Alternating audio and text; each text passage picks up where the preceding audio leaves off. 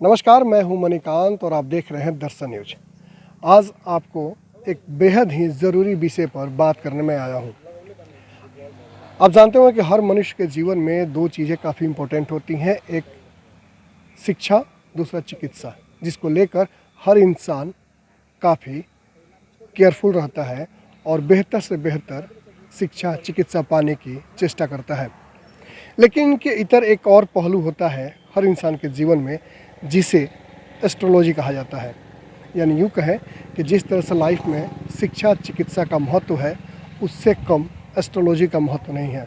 जबकि लाइफ में जितनी ज़रूरी ये दोनों चीज़ें होती हैं, उतनी ज़रूरी एस्ट्रोलॉजी भी होती है। यानी कि ग्रहों का खेल, जिसके बारे में हर कोई जानना चाहता है लेकिन सही जानकारी नहीं मिल पाती है। ऐसे में दर्शन न्यूज़ आज आपको मिलवाने जा रहे हैं एक ऐसे शख्स से जो वर्ल्ड फेमस एस्ट्रोलॉजर हैं, जिनको विश्व के कई प्लेटफॉर्म पे अवार्ड से नवाजा गया है।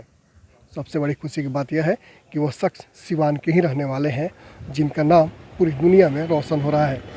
जी हाँ, हम बात कर रहे हैं डॉक्टर राजन राज की, जिनको हाल ही में कई अवार्ड से सम्मानित किया गया, जिसमें देश के परिवहन मंत्री नितिन गडकरी के द्वारा भी उनको सम्मानित किया गया है। और अभी हाल ही में टाइम्स ऑफ इंडिया ने भी उन्हें पटना में अवार्ड दिया है। कुल मिलाकर हम ये कहना चाहते हैं कि जीवन में जितनी ज़रूरत शिक्षा और चिकित्सा की होती है, उतनी ही ज़रूरत सही जानकारी एस्ट्रोलॉजी को लेकर है। अभी हमारी टीम सिवान से बड़हड़िया की तरफ जा रही थी, तभी हमने देखा कि एक नर्सरी के पास डॉक्टर राजन राज जो है कुछ प्लांट को परचेज कर रहे थे। अचानक हमारी निगाह पड़ी और हमने गाड़ी रोका और उनसे बात करने की चेष्टा की कि आखिर जो ये एस्ट्रोलॉजी होता है, ग्रहों का खेल होता है, इसका हमारे जीवन पर किस तरह का प्रभाव पड़ता है। तो इन्हीं सारी बातों को लेकर हम आपको मिलवाने जा रहे हैं डॉक्टर राजन राज से। आप देख सकते हैं कि अभी राजन राज इस नर्सरी में मौजूद हैं और प्लांट देख रहे हैं। आइए सीधे उनके पास चलते हैं, उनसे हम बात करेंगे कि आखिर कितना महत्व है हमारे जीवन में ग्रहों का और किस तरह सही जानकारी पाएँ, इसको लेकर बात करेंगे हम डॉक्टर साहब से। आइए डॉक्टर राजन जी, आपका स्वागत है हमारे चैनल दर्शन न्यूज़ में। नमस्कार, आप सभी का भी स्वागत है। अभी एक्चुअली हम लोग यहाँ से गुजर रहे थे तो हमने देखा कि आप यहाँ प्लांट देख रहे हैं, तो इसी क्रम में हमने सोचा है कुछ एस्ट्रोलॉजी पर भी चर्चा कर लें। अरे ज़रूर, मैं आया था कुछ प्लांट खरीदने, तो पौधों से मुझे प्यार है, तो मैं देख रहा था कुछ फूल। तो हम लोग कुछ ग्रहों के खेल से रिलेटेड कुछ बात करते हैं कि हमारे जीवन में किस तरह का क्या महत्व है ग्रहों का, इस पर हम चर्चा करेंगे। तो जिस तरह से डॉक्टर साहब हमने देखा है कि जीवन में किसी के भी जीवन में शिक्षा और चिकित्सा का महत्व है, उसी तरह एस्ट्रोलॉजी का कितना महत्व, हम आपसे ये जानना चाहते हैं। पहले तो इन फूलों के बारे में हम कुछ कह दें, चूँकि इनके बगैर अधूरा है, फिर आगे बढ़ते हैं। फूलों से प्यार कीजिए, थोड़ा मनुहार कीजिए, इनकी तरह आप भी खिल जाएंगे, थोड़ा इंतज़ार कीजिए। अब बताइए डॉक्टर साहब, हमारे जीवन में कितना महत्व है ग्रहों का और एस्ट्रोलॉजी का, ये हम जानना चाहते हैं। ओके, देखिए, ग्रहों का एक अपना खेल है। ज़िंदगी जिस तरह से एक खेल है, हम सभी इस दौर में जी रहे हैं और सब कुछ एक नियति के तहत हो रहा है। हमारा कर्म उसमें एक सहयोगकारी रोल अदा करता है। ये फूल, ये पौधे भी किसी सर्टेन मुहूर्त में ही जन्म लेते हैं और किसी सर्टेन मुहूर्त में ही मर जाते हैं। आयुर्वेद में, मेडिकल साइंस में इनसे औषधि तैयार होती है, इनसे बहुत सारी चीज़ें हम ले सकते हैं। ग्रहों का जहाँ तक सवाल है, इनका बहुत बड़ा योगदान है हमारे जीवन में। हमारे ऋषि महर्षियों ने इसके ऊपर बहुत शोध किया है और अगर देखा जाए तो जीवन को कैसे हम थोड़ा और एक नया रूप दे सकते हैं, निखार सकते हैं, उसमें क्या योगदान हो सकता है, इनके ज़रिए हम कुछ समझ सकते हैं। तो ज्योतिष का ऑफ कोर्स बहुत बड़ा योगदान है, बशर्ते कि उसको हम एक रचनात्मक रूप में रखें। कितना प्रभाव पड़ता है हमारे जीवन में ग्रहों का? बहुत।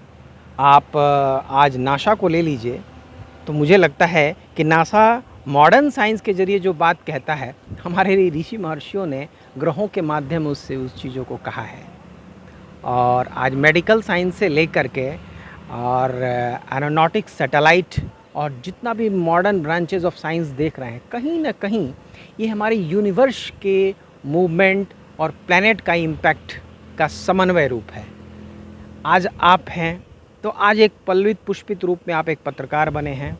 मैं जहाँ हूँ, मैं जो कुछ भी हूँ, तो प्रकृति कुछ न कुछ उसमें रोल ज़रूर करती है और हम बाकी चीज़ों में सहयोग करते हैं।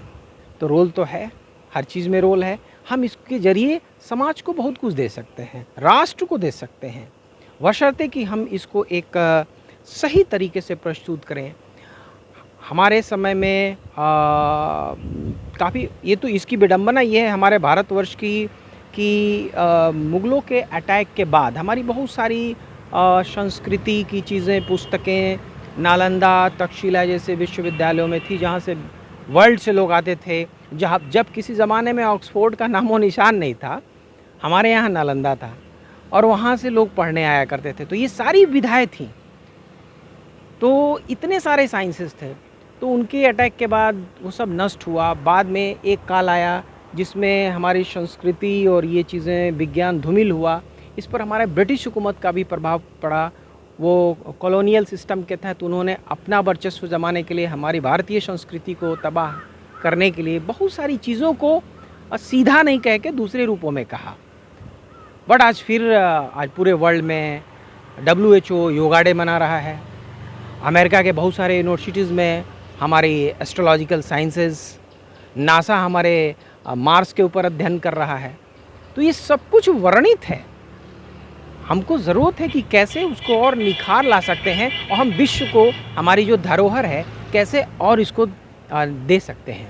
डॉक्टर साहब, जिस तरह से हम बात कर रहे हैं कि लाइफ में शिक्षा चिकित्सा का योगदान है, महत्वपूर्ण योगदान है, उसी तरह एस्ट्रोलॉजी का भी है। तो जिस तरह से शिक्षा चिकित्सा को लेकर गली गली दुकानें खुल चुकी हैं, उसी तरह एस्ट्रोलॉजी को लेकर भी हर जगह कई तरह के लोग बैठे हैं। लोग दिग्भ्रमित हो जाते हैं, लोगों का मन उचट जाता है कि सही प्रेडिक्शन कौन करता है, सही जानकारी कैसे मिले, ये लोगों को नहीं समझ में आ पाता है।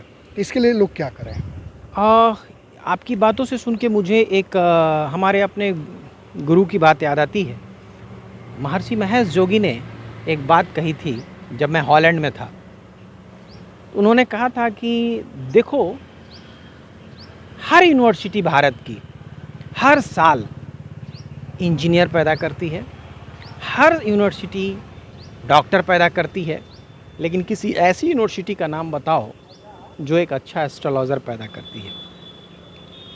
तो जाहिर सी बात है, इसको सोच में पढ़ना ही था। तो गिने चुने हमारे भारत में इसकी यूनिवर्सिटीज़ है जो इस पे शोध हो रहा है, कुछ काम हो रहा है। और आप गौर से देखें तो ये बात सत्य है कि हर साल डॉक्टर्स पैदा ले रहे हैं, इंजीनियर्स पैदा ले रहे हैं। उनका समाज में ऑफ कोर्स बहुत बड़ा योगदान है, लेकिन एक ये भी वर्ग है जिसको समाज की ज़रूरत है कि एक अच्छे एस्ट्रोलॉजर लिमिटेड हैं, कम हैं, उनको भी समाज की ज़रूरत है, जो एक दिशा निर्देश दिया जा सकता है। और ये इसको लोग धर्म से कहीं जोड़ देता है, कभी कोई किसी और चीज़ से जोड़ देता है। ये प्योरली साइंटिफिक मेथोडोलॉजी है कि हम अपने जीवन को कैसे सुगम बना सकते हैं। दुनिया की जितनी भी साइंस है उस सब का एक ही रूप है कि हम मानव कल्याण को कैसे बढ़ा सकते हैं, मानव जीवन को कैसे सुगम बना सकते हैं, सरल बना सकते हैं। उसमें ज्योतिष भी का भी योगदान हो सकता है कि हम सही समय पर सही चीज़ों को करें तो हम जो उपलब्धि जितने समय में मिलनी चाहिए हम अपने बच्चों से ले सकते हैं, हम अपने समाज को दे सकते हैं, हम अपने राष्ट्र को दे सकते हैं। आखिर कैसे पहचान हो कि सही एस्ट्रोलॉजर कौन है? हाँ, ये आपने बहुत अच्छा प्रश्न किया आज। ये तो है, मैं भी देखता हूँ और मुझे भी अपनी इस चीज़ पे बहुत, अभी गली गली में, रास्ते चौराहे पर ऐसे लोग जो इसके एक्सपर्ट नहीं हैं, वो लोग भी ये सारी चीज़ें करते हैं। तो समाज को जागरूक करने की ज़रूरत है। जैसे अगर आपको एक छोटा जीन्स खरीदना है, एक पर्स खरीदनी है, तो आप इतना सारा रिसर्च करते हैं, ऑनलाइन गूगल पे सर्च करते हैं, रिव्यूज़ देखते हैं, ये करते हैं, तब जाकर के एक प्रोडक्ट खरीदते हैं। इस जो आप जीवन का चीज़ है, इसको सुगम बनाने के लिए आप किसी के भी पास पहुंच जाते हैं। आप तथाकथित जो सत्यनारायण भगवान की कथा करने वाले, उनके पास भी आप चले जाते हैं। मैं सबकी बात नहीं कर रहा हूँ, लेकिन मैक्सिमम को उसमें से ऐसे हैं जो उस विधा के एक्सपर्ट नहीं हैं। अगर आप आँख के डॉक्टर को पेट का प्रॉब्लम लेके जाएंगे तो वो क्या करेगा? एग्जैक्टली वैसा ही है, आप उसके स्पेशलिस्ट के पास जाइए, सर्वे कीजिए, रिसर्च कीजिए, क्योंकि आप अपना जीवन उससे निर्देशित कर रहे हैं। एक जीवन में सही गुरु का होना वैसे ही ज़रूरी है। गुरु मार्गदर्शक कुछ भी आप कह सकते हैं, तो वो आप रिसर्च करिए, उसके बैकग्राउंड को खंगालिए। जिस भी एस्ट्रोलॉजर के पास आप जा रहे हैं, उसने क्या किया है, उसकी एकेडमिक क्वालिफिकेशंस क्या है, उसका योगदान क्या है, उसके रिसर्चेस क्या हैं, इस सारे के ऊपर स्टडी कीजिए। जिस तरह आप डॉक्टर के पास जाते हैं तो पता करते हैं कि इसने कौन सी यूनिवर्सिटी से पढ़ाई की, एमडी है, एमएस है, क्या किया है, तो आप उसके पास जाते हैं। इस फील्ड में भी वैसे ही करना चाहिए। इस फील्ड में कैसे पहचान होगी? बिल्कुल वैसे ही, आप उस व्यक्ति के बैकग्राउंड को खंगालें। सबसे पहले उसके एकेडमिक डिग्रीज को चेक करें कि उसने इसमें क्या एस्ट्रोलॉजी में भी डिग्रियाँ होती हैं क्या? हाँ बिल्कुल होती हैं। आपके सामने खुद उदाहरण, मैं तो मेडिकल साइंस से मैंने एमडी किया, अल्टरनेटिव मेडिसिन में एमडी किया, फिर उसके बाद मैंने एस्ट्रोलॉजी में पीएचडी किया, फिर मैंने डायबिटीज़ पे भी पीएचडी, मेरा डबल डॉक्टरेट है, और जेमोलॉजी किया मैंने। तो ये है, अब जिसके लिए जो जागरूक रहेगा उसको वो चीज़ मिलेगा।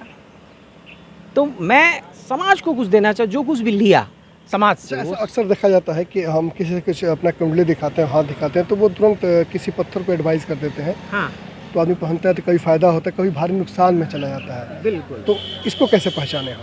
हाँ बिल्कुल, इसको भी ठीक वैसे ही जैसे एक डॉक्टर की तरह है। सभी तो एक ही यूनिवर्सिटी से एमबीबीएस करके निकलते हैं और एक ही बीमारी की अलग अलग मेडिसिन भी लिखते हैं। तो कोई दवा कर जाती है, कोई दवा, इसके लिए तो एक्सपर्ट का होना बहुत ज़रूरी है। हमारे यहाँ विडंबना ये है कि एस्ट्रोलॉजर तो बहुत सारे हैं, इंडिया में बहुत सारे एस्ट्रोलॉजर्स हैं, लेकिन जेमोलॉजिस्ट की कमी है। एस्ट्रोलॉजर कम जेमोलॉजिस्ट बिल्कुल लिमिटेड है। अब 140-45 करोड़ की जनसंख्या में आप अगर गौर करें तो बहुत ही न्यूनतम रूप से एस्ट्रोलॉजर कम जेमोलॉजिस्ट हैं, जिसके कारण ये समस्या आती है कि दवा क्या देना है, कौन सी दवा देनी है। मैंने आज तक कितने लोगों को जेम्स, एक सिंगल उदाहरण नहीं है जो आके रिटर्न किया, कहा कि इसने मुझे प्रॉब्लम हुआ, नहीं, क्योंकि आपकी डायग्नोसिस अच्छी होनी चाहिए, वो निश्चित वर्क करेगा। तो आपकी डेप्थ कितनी है, आपका रिसर्च उसमें कितना है, किसी व्यक्ति को आप कितना टाइम दे पाते हैं उसके जीवन के लिए, तो निश्चित तौर पे जब आप कोई भी जेम या कुछ भी उसके रोकथाम के लिए चीज़ें करेंगे तो उसमें काफ़ी अच्छा काम कर सकता है। डॉक्टर साहब, आपने कोरोना को लेकर भी एक प्रेडिक्शन किया था आपका, जिसको टाइम्स ऑफ इंडिया ने अपने मैगजीन में, इंडिया टुडे ने उसको पब्लिश किया था। इसको लेकर क्या कहेंगे आप? हाँ, अभी हाल फिलहाल द टाइम्स ऑफ इंडिया और इकोनॉमिक टाइम्स ने सर्वे किया और मुझे पूरे बिहार में ट्रस्टेड एस्ट्रोलॉजर के लिए उन्होंने वो दिया। तो मुझे लगता है कि उनका अपना रिसर्च है, उन्होंने कुछ होमवर्क किया होगा, इंडिया टुडे ने भी होमवर्क किया होगा। देखिए, मैं अपना काम करता हूँ, मेरा शुरू से उद्देश्य है कि मैं समाज को क्या दे सकता हूँ, तभी मेरी कुछ भी विद्या कायम है। कोरोना को लेकर भी आपने भविष्यवाणी की थी? हाँ, कोरोना के विषय में तो मैंने करीब 2.5-3 साल पहले प्रेडिक्शन किया था कि इस तरह की एक बीमारी आएगी समाज में। हालांकि ये काफ़ी वायरल भी हुआ था, इंडिया टुडे ने कवरअप भी किया था। मैंने वैक्सीन का भी प्रेडिक्शन किया था कि वैक्सीन इस डेट में आएगा, और आप लोगों की दुआ से उसी डेट में वैक्सीन भी आया। तो इसमें मुझे लगता है कि मैं थोड़ा भी योगदान समाज को कर सकता हूँ, राहत दे सकता हूँ, तो ये विद्या कारगर है। That's all. अभी इंडिया टुडे में एक आलेख भी छपा था कि इसमें यह था कि आप फिल्म इंडस्ट्री से भी जुड़े हैं और कई गीतों को भी आपने लिखा है। ओह अच्छा, ये चीज़ देखिए, ये आप तक पहुंच गई और आपने बड़ा अच्छा सर्वे किया है, और मुझे लगता है कि होमवर्क भी आपने, ये बात मैं पहली दफ़ा जिस इंटरव्यू के दौरान कह रहा हूँ कि हाँ, मैं लिरिसिस्ट भी हूँ, मैंने फिल्म राइटर एसोसिएशन का मेंबर भी हूँ, और मैंने 2-3 फिल्मों के लिए सॉन्ग्स लिखा है और वो काफ़ी हिट भी हुए हैं। जैसे मेरी अदालत हो गई, आपको पहले भी कहीं देखा, ऐसी सॉन्ग है। मेरा पहला सॉन्ग कुमार शानू और जसपिंदर नरूला ने गाया था सॉन्ग, और फिर उसके बाद मैं एब्रॉड चला गया, फिर मैं यूरोप चला गया, तो फिर मेरा लिंक बीच में टूटा, और फिर अभी सारे लोग जुड़े हुए हैं। तो मेरा ये तो एक पैशन है, लिखना मेरा बचपन से पैशन है, मैं लिखता रहता हूँ।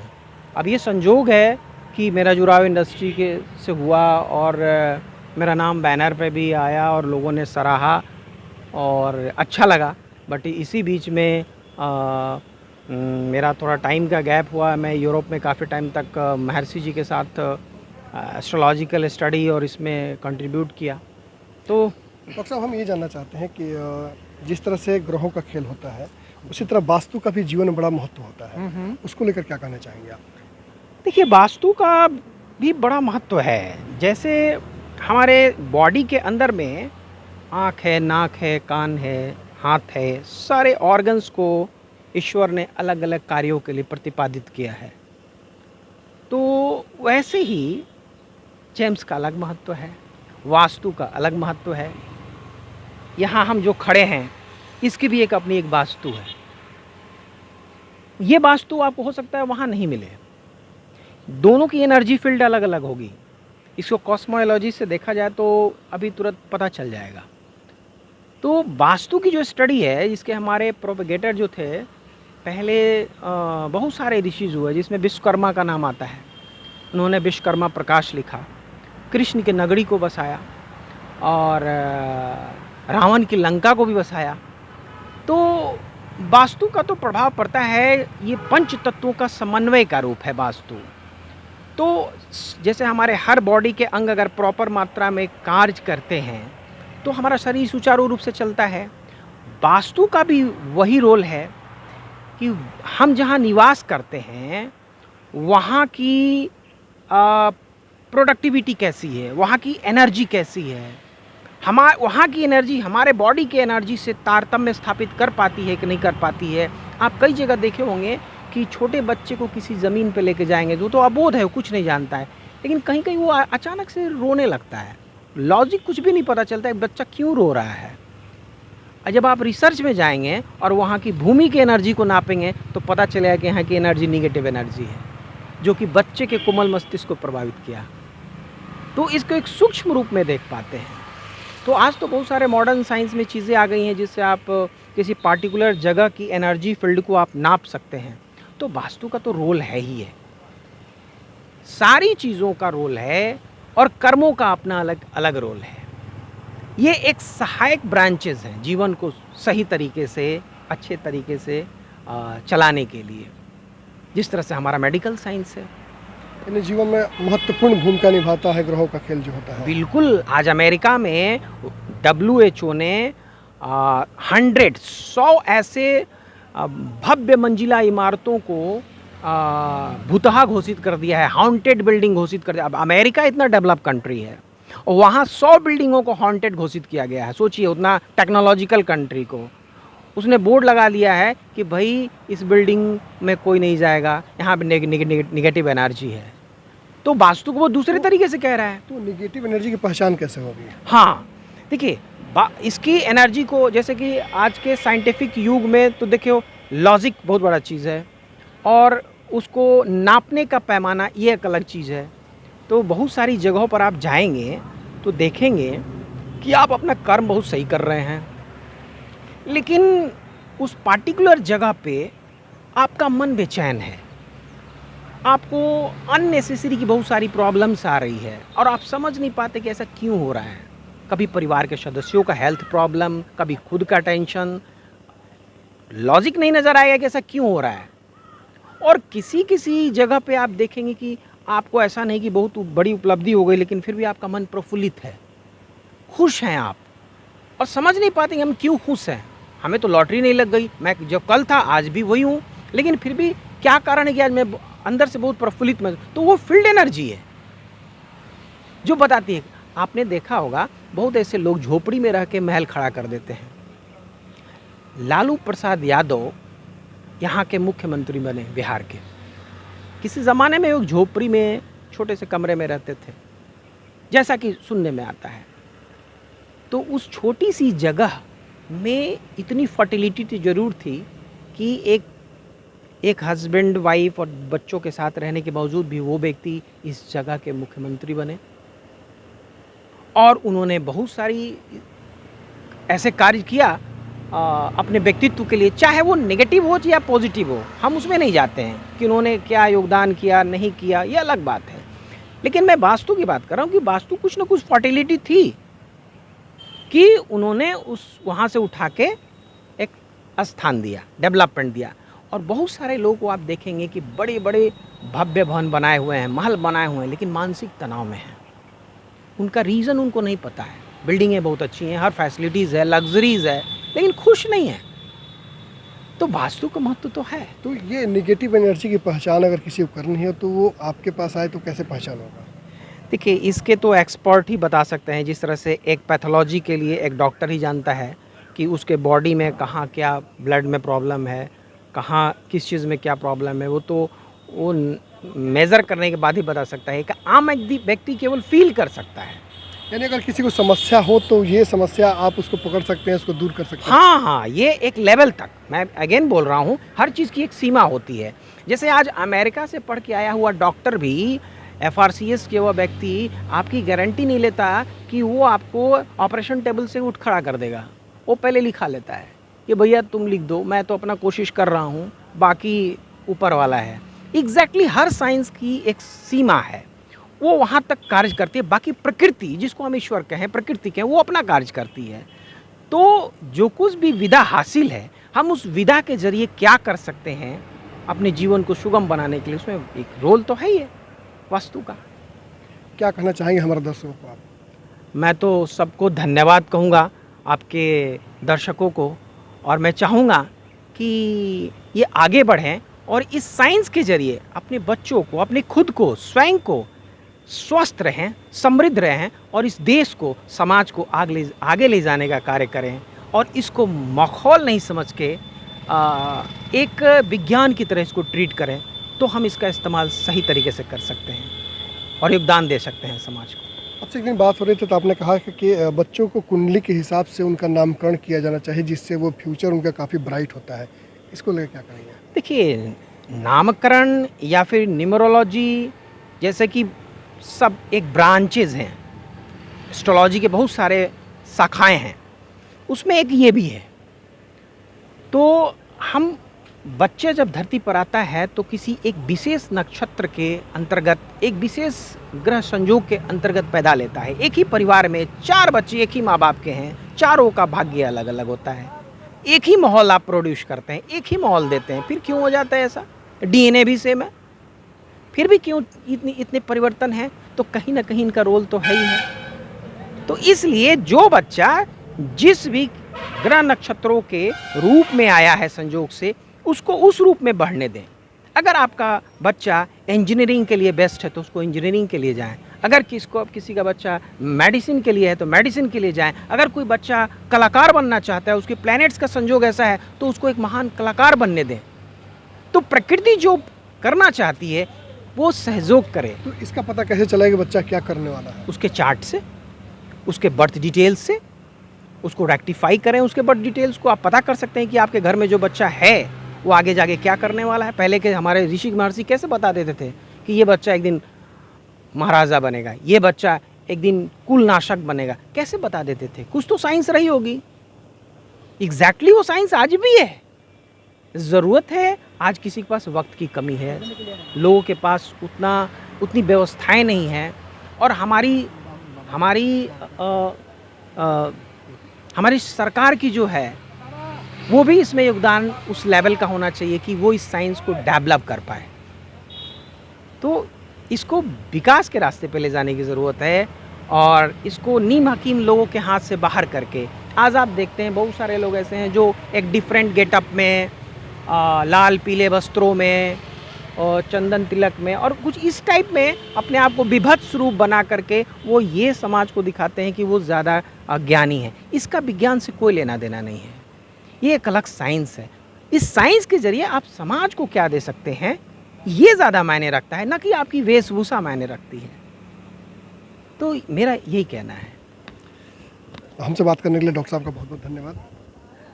धन्यवाद आपको भी, आप सबों को। ये थे डॉक्टर राजन राज, जो एस्ट्रोलॉजर हैं और वर्ल्ड फेमस हैं, और इनको कई फोरम पे इनको सम्मानित भी किया गया है। हमारे साथ मौजूद हैं, लाफिंग बुद्धा के नाम से मशहूर हैं, पूरे इंडिया में मशहूर हैं। इनसे हम जानेंगे कि इन्होंने आज जब डॉक्टर राजन राज से मुलाकात की तो इनका अनुभव कैसा रहा, इन्होंने क्या जाना और क्या सच्चाई सामने आई। बाबा, स्वागत है आपके हमारे दर्शन चैनल में। और हम ये जानना चाहते हैं कि मणिकांत भैया, हाँ। आज आप जब राजन से मिले थे तो आपको कैसा लगा और क्या लगता है, हमारे दर्शकों को बताएं आप। अच्छा लगा, इन्होंने जो भी बातें कही, बहुत सारी ऐसी बातें कही कि जिसको सिर्फ मैं ही जानता हूँ, और अच्छा लगा। और इन्होंने जो मुझे रास्ता बताया है, उस रास्ते पे जब मैं चलूँगा तो जाहिर सी बात है कि उस रास्ते पे चलने के बाद जो भी मुझे उपलब्ध होगा तो फिर इनकी ख्याति और बढ़ती है। क्योंकि देखिए, नागेश्वर जी, हम ये जानना चाहते हैं कि आज के भाग दौड़ की ज़िंदगी में जिस तरह से लोग शिक्षा और चिकित्सा को लेकर जागरूक हैं जी, एस्ट्रोलॉजी को लेकर लोग उतना जागरूक नहीं है, ग्रहों के नक्षत्रों के बारे में नहीं जानना चाहते हैं, इसको लेकर क्या कहेंगे आप, कितना ज़रूरी है? लोग भ्रमित हैं, क्योंकि ये हमारे भारत का, ये समझिए कि ये हमारे भारत का, ये क्या कहते हैं, ये ऐसा विधा है जिस विधा को बहुत पहले रच दिया गया, हमारे ऋषि मुनियों ने इसको रचा है। और इसको जो भी अपनाता है, जाहिर सी बात है, वो ग्रहों नक्षत्रों को के बारे में जब जानेगा तो उसके हिसाब से जब अपना कर्म करेगा तो उसका प्रतिफल उसको मिलेगा। आज क्या हुआ है कि ज़्यादा पढ़े लिखे लोगों ने इसको नकार दिया है। या तो वो लोग जो लोग डिग्रीधारी हैं, जो लोग रियल में शिक्षित नहीं हैं, उन लोगों ने इसको नकार दिया है। और जो लोग रियल में शिक्षित हैं, उनको डिग्री से वास्ता नहीं है, वो लोग इस विज्ञान को मानते हैं, ज्योतिष विज्ञान को लोग मानते हैं। मैं स्वयं मानता हूँ, क्योंकि ज्योतिष अगर नहीं है तो कुछ भी नहीं है। जिस तरह से शिक्षा की सारी पद्धतियाँ का स्थान है, उस तरह से इस ज्योतिष विद्या का भी स्थान है। हमें मानने की ज़रूरत है, हमें स्वीकार करने की ज़रूरत है। क्या कहना चाहेंगे हमारे दर्शकों को आप? यही कहूँगा कि मतलब ये इंटरव्यू वाकई में बहुत अच्छा रहा, और ज्योतिष विद्या का भी सम्मान होना चाहिए, और हमें कम से कम उसके बारे में जानना चाहिए, उनसे मिलना चाहिए। जो भी ज्योतिषाचार्य हैं उनसे हमें मिलना चाहिए, और ज़रूर क्या ग्रहों का नक्षत्र चल रहा है उसके बारे में जब हम जानबूझ के समझ करके जब कोई कार्य जब करते हैं तो हमें उसका प्रतिफल अच्छा मिलता है। आज भी जीवन में गुरु का रहना बहुत जरूरी है। आज भी देखा जाता है बाबा कि लोग भवन निर्माण कराना हो, प्रतिष्ठान का उद्घाटन करना, तभी लोग मुहूर्त देखता है, नक्षत्र बिल्कुल देखता देखता है। अरे हम घर से जब बाहर निकलते हैं तो हम मुहूर्त नक्षत्र देखते हैं, तो फिर एक ज्योतिषाचार्य का होना तो बिल्कुल लाजमी है ना। तो उनको रखना जरूरी है। अगर उनको रखते हैं तो जीवन में अच्छे फल मिलेंगे, अन्यथा हम अपने मन से बस करते जाएंगे, उसका प्रतिफल जब नहीं मिलेगा तो फिर हम पछताएंगे। इसलिए कहते हैं कि बिन सोचे जो करे सो पाछे पछताए, काम बिगाड़े अपन जग में होए हंसाए। ये थे बाबा नागेश्वर दास जी। उन्होंने कहा कि जीवन में ग्रहों का बहुत महत्व है और इसे जानना बेहद ज़रूरी है। हमारे इंटरव्यू से आपको शायद कुछ अच्छी जानकारी मिली होगी। मणिकांत, दर्शन न्यूज।